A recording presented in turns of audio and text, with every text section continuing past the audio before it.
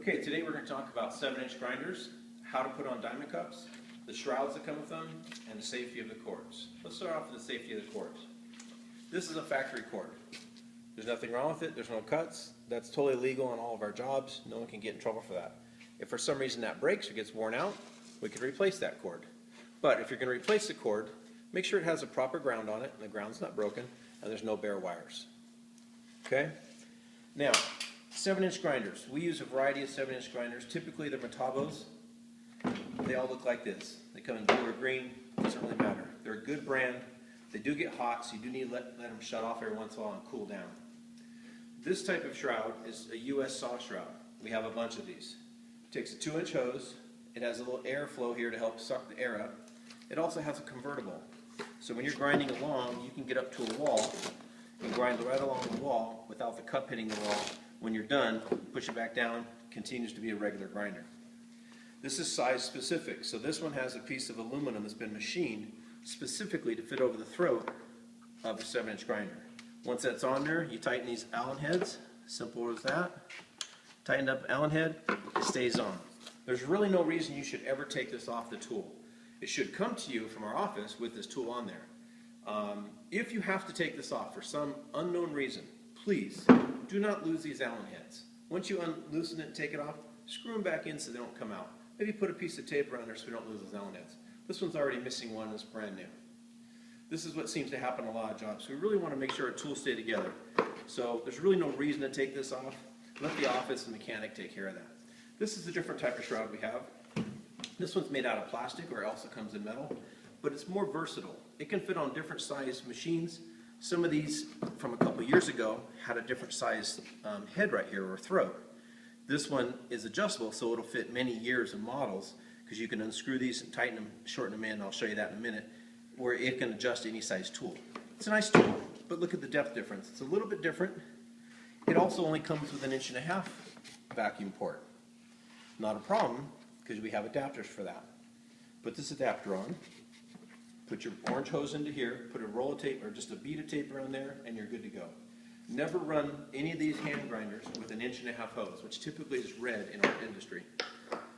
Always use a 2-inch hose, which is the larger orange or gray ones. It needs the 2-inch hose because you create enough dust that needs to go into the vacuum. That dust and airflow not only sucks into the vacuum, it cools the vacuum motor. So if you use an 1.5 inch hose, you could overheat the motor. Pay attention to that. 2-inch hose only. Okay, now let's talk about diamonds. Cups come in different sizes and different elevations. As you notice here, these are 2 different heights. This one has a thread, this one does not have a thread. You look at them this way, they're going to sit differently off of the tool. So this one's going to sit higher than this one's going to sit lower. Well, we can't grind like that because it doesn't even reach the circumference or the bottom of the mold here, the shroud, excuse me. So we'll show you how to do that.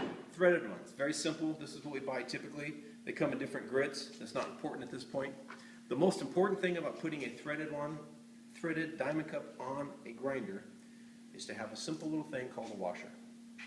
The reason, when you screw this on without a washer, it goes down to a point and locks in place. When that gets hot, well, 2 reasons. When it gets hot, it swells, doesn't want to come off, and we don't have any freedom below it to break it. The other reason is, it's hard to see, but if you look real close, it's actually sitting inside here on the shroud. It's too low. It needs to be just up, and if you look from this angle, it's too low it doesn't even reach the ground across the shroud.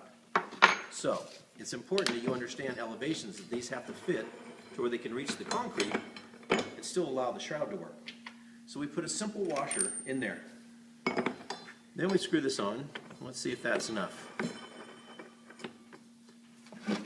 As you can see, that's barely enough to fit, but it's just where it would just come out of the shroud.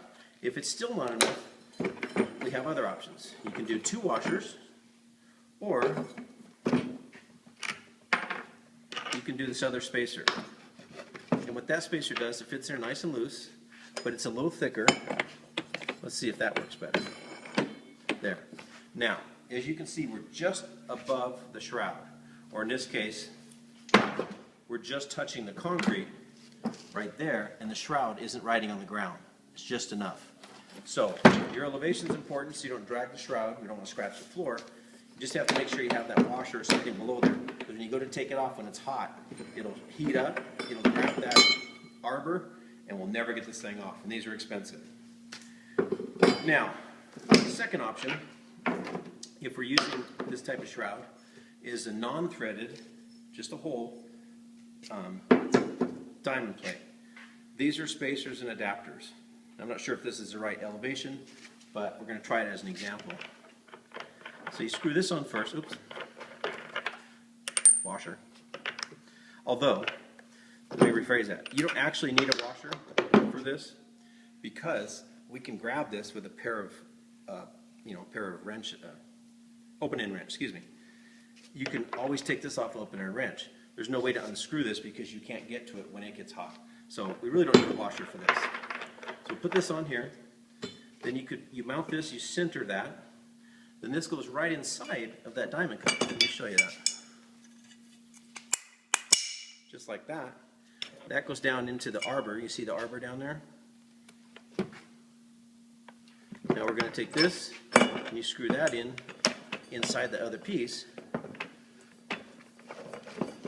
All the way down. You can see that the diamond cup is just above the shroud, so it should work fine. Now the other option is if we're not doing diamonds, is we can go into a Zec disc.